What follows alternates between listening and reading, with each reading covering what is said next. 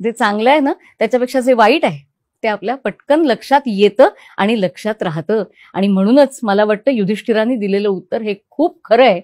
युधिष्ठिराला जेव्हा प्रश्न विचारला यक्षानं की किम तत् पैशून्यम उच्यते, दुष्टपणा म्हणजे काय रे युधिष्ठिरा, त्यावर युधिष्ठिराने उत्तर दिलंय की परदूषणम, दुसऱ्याचा दोष दाखवणं किंबहुना दुसऱ्याचा दोषच पाहणं, परनिंदा करणं, हे सगळ्यात मोठं पैशून्य म्हणजे दुष्टपणा आहे असं युधिष्ठिर म्हणतो.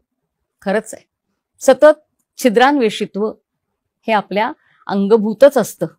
म्हणजे चांगलं काही दिसलं ना तरी सुद्धा आपलं लक्ष त्याच्यामध्ये काय कमतरता आहे ह्याच्यामध्येच जातं. म्हणजे नाही सगळं छान झालं होतं, मीठ थोडं कमी होतं. अहो सगळं छान झालं होतं ना, मग मीठ लावूनही खाता येतं. असो, तो फारच आदर्शवादाकडे जाणारा मुद्दा झाला. विनोबांनी एक फार छान गोष्ट सांगितली होती. त्यांचा एक लेख आहे कृष्ण भक्तीचा रोग. त्याच्यामध्ये विनोबा म्हणतात की कृष्ण भक्तीचा रोग कसं काय असू शकेल. हो म्हणाले, रोगच. कारण पांढऱ्या मोठ्या कागदावरती एक काळा बिंदू विनोबांनी एकदा चितारला आणि बाकीच्यांना विचारलं काय दिसतंय. त्या सगळ्यांनी सांगितलं तो काळा बिंदू दिसतोय. विनोबा म्हणाले पांढरा कागद कुणालाही दिसला नाही. हाच कृष्ण भक्तीचा रोग. दुसऱ्याचा दोष आपल्याला झटकन दिसतो आणि आपला स्वभाव असा असतो ना, तो दोष दिसला तर तो आपण आपल्याकडे ठेवावा की नाही. पण तसं घडत नाही. तो दोष आपण इतरांना सांगत जातो आणि तो सांगत असताना आपला आव मात्र असा असतो की मला नाही बाई असं काही जमत. खरंय ना. हे वाक्य आपण रोज कितींदा ऐकतो. माझं बाई असं असतं, मला नाही असं जमत, छे छे आम्ही असं काहीच वागत नाही.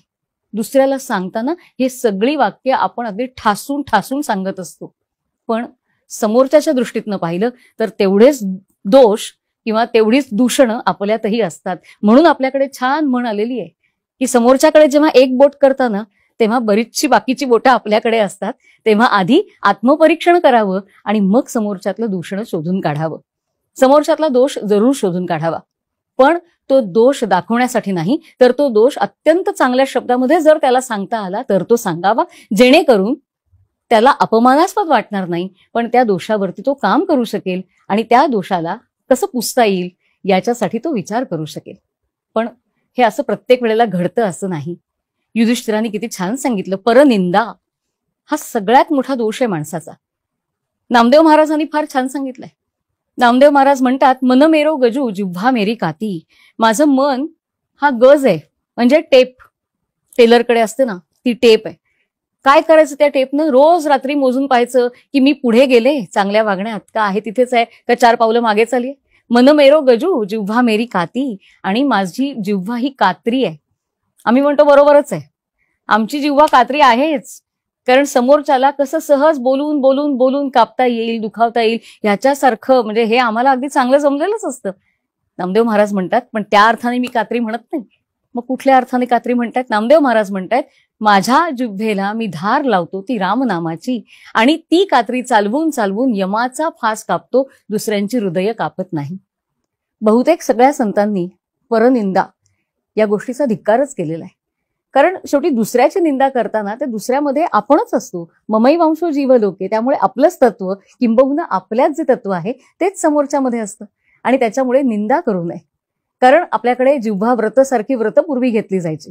म्हणजे या जिव्हेवरनं जे उमटेल ते चांगलंच असेल याकडे कटाक्ष ठेवणं, याला जिव्हा व्रत असं म्हटलेलं आहे.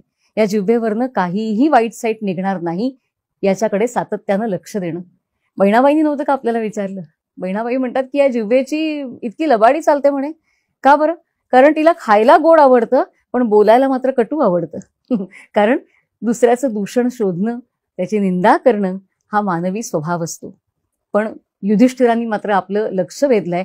युधिष्ठिर म्हणतोय की सगळ्यात जास्त दुष्टपणा जर कुठला असेल माणसाच्या मनाचा तर तो म्हणजे दुसऱ्याला टोचून बोलणं, त्याची सातत्यानं निंदा करणं.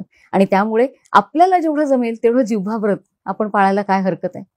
निदान आपल्यातलं पैशून्य काही अंशानं तरी कमी होईल.